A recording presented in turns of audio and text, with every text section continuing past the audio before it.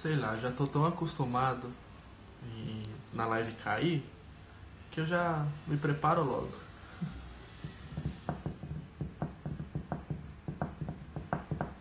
Vamos, professor. Where are you? Tô tão acostumado de cair, todas as lives caem mesmo. Porque passa de 1 hora, então. É. Porque o assunto fica interessante, né? Não, o Insta não avisa não. Vamos, professor.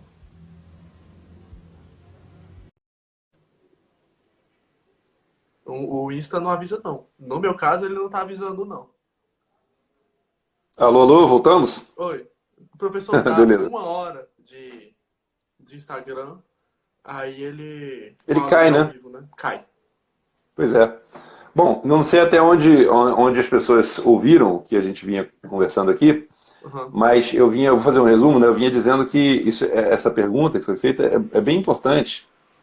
E embora ela ultrapasse assim, o nível da dimensão assim, do estudo, da música e tudo, né? Ela é importante para a vida, eu acho, mas ela continua sendo importante para nós enquanto musicistas, né?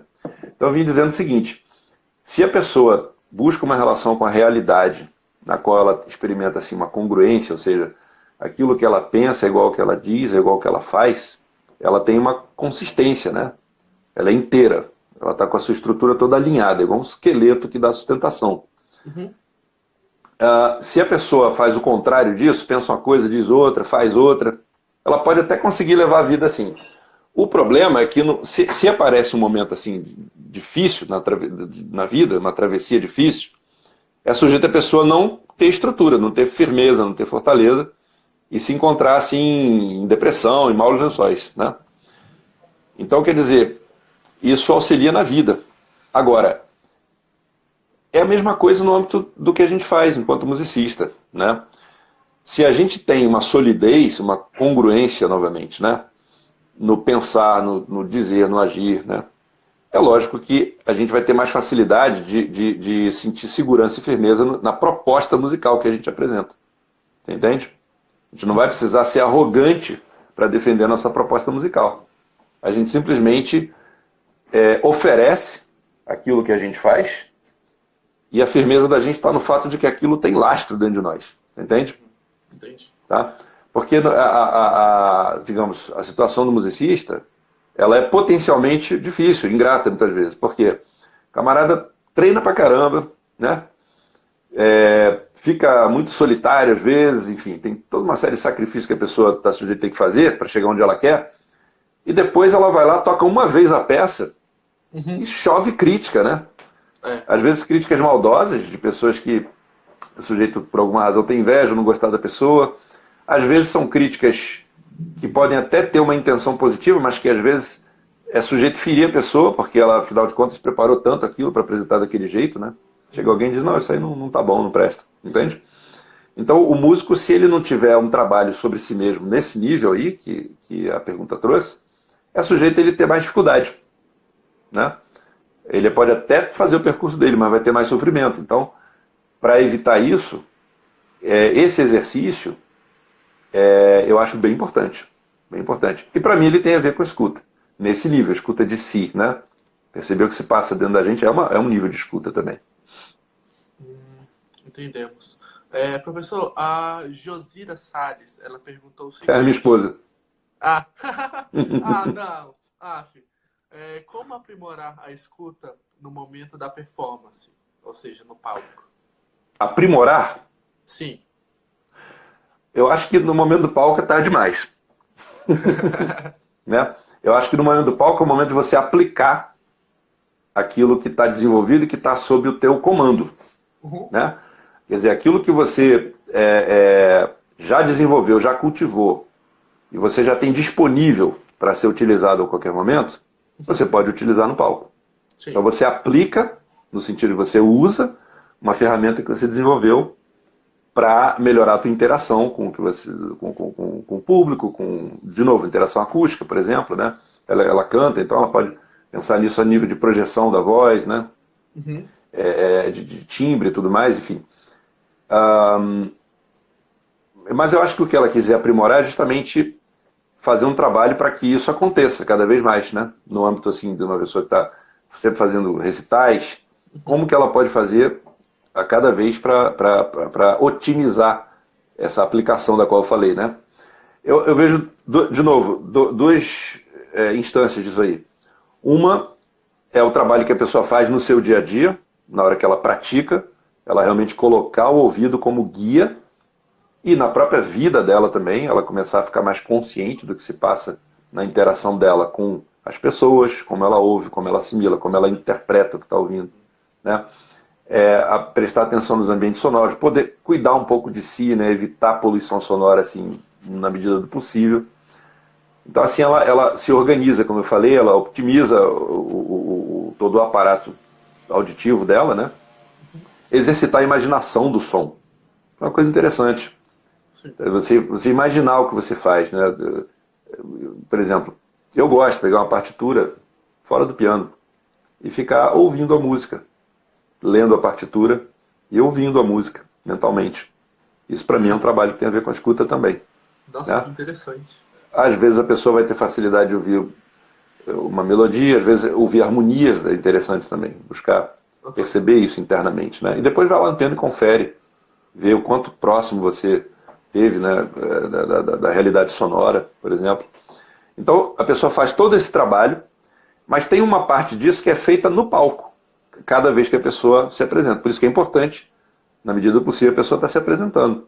Uhum. Seja em recitais, nem que seja num sarau, marca com os amigos e toca. É importante estar tocando para os outros e tocando com os outros também, para um escutar o outro, né? E nem que seja num ambiente mais informal, mas levando a sério. Sim. Porque também se a pessoa toca e está todo mundo distraído e tudo, isso não pode ser até legal, não vejo problema nenhum, não tem problema moral nenhum com isso. Mas eu estou querendo dizer que no sentido do benefício que isso pode trazer para o desenvolvimento da escuta, entendeu? Aí o ideal é que as pessoas estejam ligadas realmente no que estão ouvindo, né? Uhum. Para que a pessoa tenha motivos para trabalhar nesse nível, né? Sim. Então, é no palco que a pessoa vai fazer esse trabalho. Por isso que eu entendi a pergunta dela por outro lado, né? Eu brinquei, Uhum. falei, é tarde demais, mas é claro que a cada vez que você sobe no palco, você, justamente por, naquele momento, aplicar essas ferramentas, você também está aprimorando. Porque a realidade é a seguinte, é fazendo as coisas que a gente aprende a fazer, né? Sim. Professor, o Ricardo ele fez uma pergunta aqui. Eu não sei se ele vai muito, se é muito no nosso tema, mas eu acho que seria legal nós respondermos. É, Gostaria de saber se existe atualmente uma escola de composição pianística erudita. Há alguma nova produção do repertório para salas de concerto Então, deixa eu tentar entender. Uma escola, de composição pianística e erudita? olha, Há alguma nova produção tá, aí eu não sei se recente? existe uma escola de composição pianística no sentido, talvez ele esteja falando assim de um movimento, de um estilo, de alguma coisa assim, né? Uhum. Eu desconheço. Se no âmbito da composição, né, se tiver alguém aí compositor que está assim mais no mundo da composição e tiver assim uma visão mais clara disso aí, quiser acrescentar, poxa, bem-vindo. Porque eu não sei se hoje existe alguma escola, né, sobretudo no âmbito do piano especificamente, né, Uhum. no âmbito da música erudita, eu desconheço, infelizmente, não saberia dizer, entende? Porque é sujeito, ou é possível existir, eu não sei, né? Sim.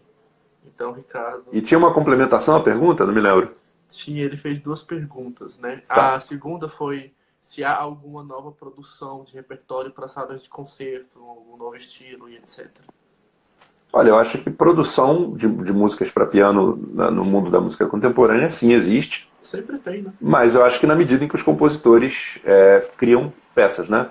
Não sei se existe uma produção dentro de um movimento que eu chamaria de uma nova escola de pianística, de música erudita contemporânea, entende?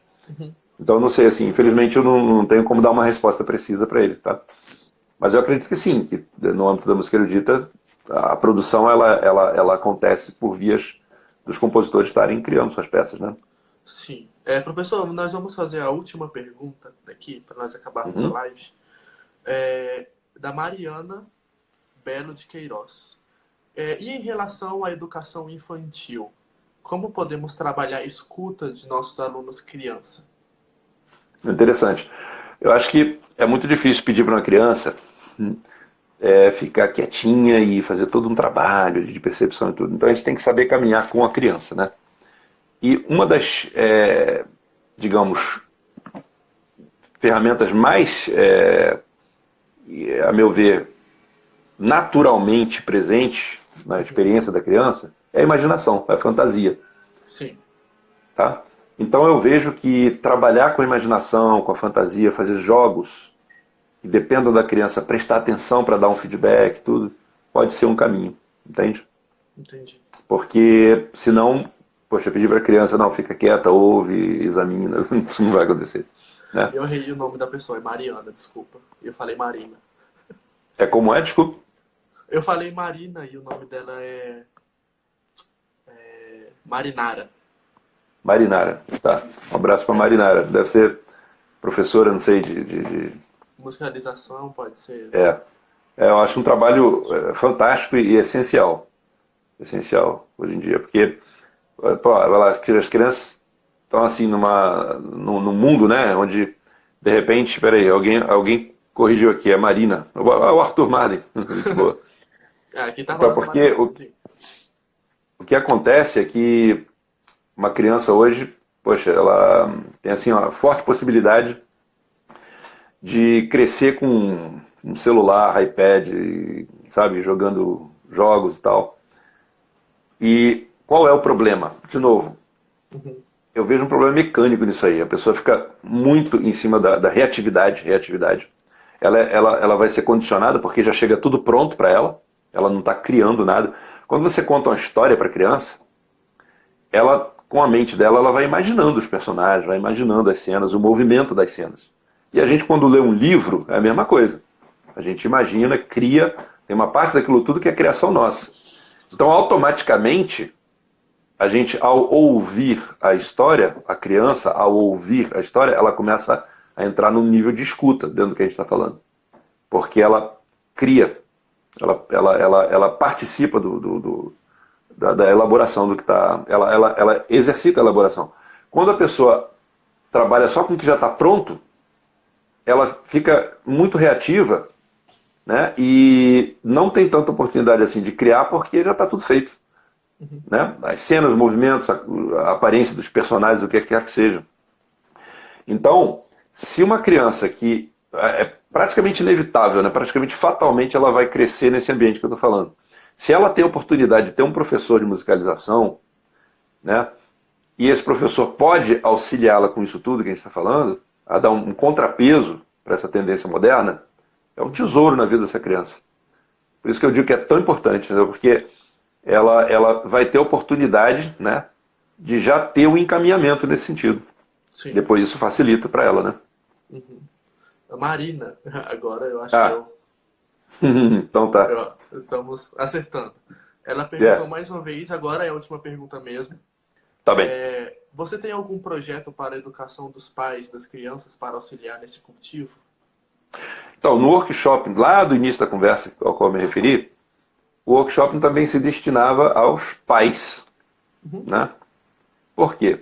Porque eu notei, dando aula para crianças, né, e muitas vezes as crianças não tinham, assim, aparentemente, isso em todo lugar, viu? A gente fala assim, não, no exterior é melhor, no Brasil, tem uma coisa assim, tem uma coisa de achar que o Brasil é pior sempre, né? Acho que o Brasil tem muitas dificuldades, enfim, mas existem problemas que são mais ou menos universais, são do paradigma moderno. Então, assim, nos Estados Unidos, aqui na Europa, inclusive aqui na Suíça, eu vi situações bem parecidas, tá? Pessoas assim, sem uma base musical, sem uma base cultural de música, né? Então, por exemplo, eu tive o caso de uma aluna e tinha... Eu não me lembro agora a idade dela, mas acho que ela tinha uns 8 anos de idade. E eu via que ela não reagia a determinadas cadências, né? Não reagia a determinadas tensões, não reagia. Então ela tocava só assim, mecanicamente. Aí um dia conversei com ela e tudo. Então, em casa vocês escutam que tipo de música? Como é que vocês ouvem música em casa? Que horas vocês ouvem? Quando? Não, não se ouve música em casa. Ele, como assim não se ouve música? Não, meus pais não ouvem música. Não, eles devem ouvir alguma música em algum momento. Não. Eu falei, mas como assim não? Qual foi a última vez que eles ouviram música? Eu não sei, eu nunca ouvi eles ouvindo música. E que Como tipo. vivem sem É, música, né? pois é. E que tipo de música eles ouvem quando eles ouvem música? Eu não sei, eu nunca ouvi eles ouvindo música. Você entende? Eu não sei até que ponto é ela que, pronto, de alguma maneira deletou assim alguma experiência musical em casa, ou se é um fato, não sei, tudo é possível, porque para mim é tão surreal um ambiente onde não tem música nunca, que é difícil para mim de acreditar, mas aí eu fui ver isso depois em outros lugares, com outras crianças, outras pessoas, né? Que tem uma relação muito distante com a música, mas que por alguma razão misteriosa não tem ligação nenhuma com a música. Ah, vou botar minha filha no piano, mas bota. Porque a coleguinha da escola faz também, então já ela quer ver, porque viu, quer fazer, porque viu a outra fazer, e já quer fazer também, aí os pais colocam. Mas em casa não tem nada que reforce aquela experiência para a criança. Nunca vão a um concerto, nunca escutam música, nunca veem um vídeo de música, nada, não acontece nada a respeito daquilo. É só aquele momento em que ela vai para a aula, é o momento em que ela tem contato com a música e com o instrumento. Entende? O piano fica fechado em casa. Às vezes os professores dão uma recomendação, escrevem no caderninho, estudar tantas vezes exercício, tantas horas, ou o que é que seja, tantos minutos. E aí, às vezes, a criança faz lá aqueles minutinhos, porque tem que fazer, mas não tem ali um querer ainda desenvolvido. É claro que é só uma questão de tempo para a criança deixar a música, né, pedir para parar de ter aula e fazer outra coisa, que eu acho até um sinal de saúde. Sim. Você está entendendo? Por que ela tem que ficar fazendo uma coisa que não tem ligação vital nenhuma com a experiência de vida dela, né? Uhum. Então, assim, eu acho que é fundamental, aliás, eu diria isso, é fundamental que exista um trabalho para os pais, mesmo para os pais que gostam de música, poderem auxiliar as suas crianças a desenvolver uma ligação com a música. Uma das coisas que eu acho importante, por exemplo, é levar em consideração o seguinte: existem casos, conheci um tanto de casos, de que os pais não ouvem música erudita, mas por alguma razão eles têm assim um conceito ou um pré-conceito de que a música erudita é uma música melhor que as outras, mais fina, mais, alguns dizem até mais espiritualizada, mas cada um fala uma coisa. Então querem que os filhos escutem música erudita. Aí não, vamos colocar Mozart para a criança, porque Mozart faz bem, as plantas crescem, então vamos colocar Mozart para nossos filhos ouvirem. Mas eles mesmos não ouvem, Uhum. entende? Então fica uma coisa meio. A criança não tem nenhuma âncora emocional, afetiva para aquilo ali. Sabe? Então ficam colocando a música como se fosse uma profilaxia, assim, para alguma coisa. Eu desconfio um pouco disso. Tá? Não acho que é nenhum crime fazer isso, claro, mas eu só não acho que é tão eficaz assim. Eu acho mais eficaz os pais, a criança ter a experiência em casa de ver os seus pais ouvindo as músicas que eles gostam de ouvir. Desfrutando, tendo deleite com a música. Seja música erudita, rock, jazz, samba, o que for. Por quê? Porque aí eles vão perceber qual é o impacto da experiência musical Uhum. nas pessoas que eles amam, os pais. E eu acho que isso dá para eles muito mais a possibilidade deles se abrirem para a experiência musical, como uma experiência afetiva, lúdica, entende? E aí, com o tempo, no percurso deles de vida, eles vão conhecendo os tipos de música que vêm compor o mundo musical deles. Mas eles têm que começar a partir de uma base que eles têm em casa. Né? Eu vejo assim, tá? Eu não tenho, assim, para mim, a sensação de que não, a música clássica e necessariamente ela é melhor. Depende. Depende de como ela é inserida na vida da pessoa. Entende? Sim.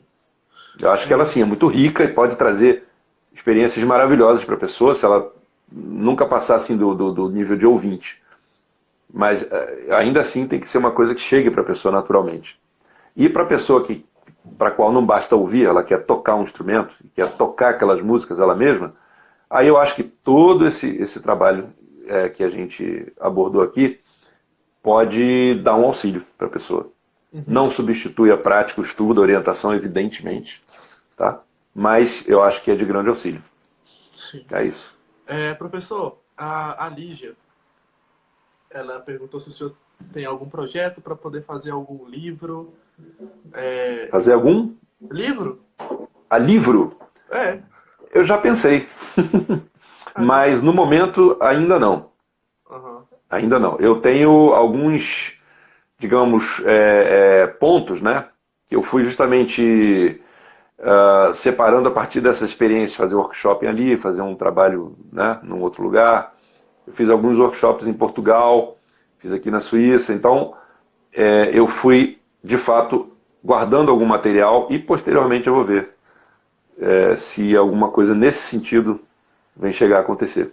Mas é uma ideia legal, valeu.